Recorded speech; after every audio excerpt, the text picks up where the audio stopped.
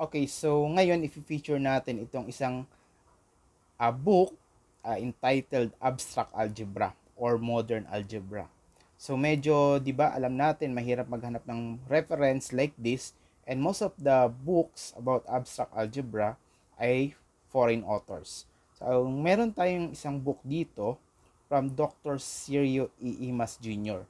Sirio E. Imas Jr. is a famous author of mathematics book. So kung titingnan natin sa likod, makikita natin yung iba't ibang books niya. Ayan, makikita nyo dyan. So, merong Advanced Algebra, Analytic Geometry, Differential Calculus, Solid Mensuration, Math Analysis, Math of Investment. So, itong Abstract Algebra kasi is a very higher math. Higher math siya. More on proving, not computation. So, tingnan natin yung loob. So, ayan.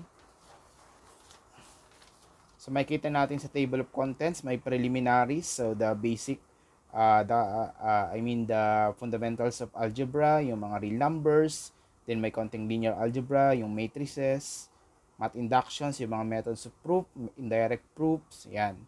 Then we have the mathematical systems, yung modular arithmetic, divisibility rules, permutations, then yan, binary operations, groups, yan. And then we have subgroups, cyclic subgroups, rings, and the last one, the fields. So, ayan, yung book niya. So, makikita nyo. So, we have a detailed explanations of that. Yan, lots of examples. Okay, you see the table. Yan.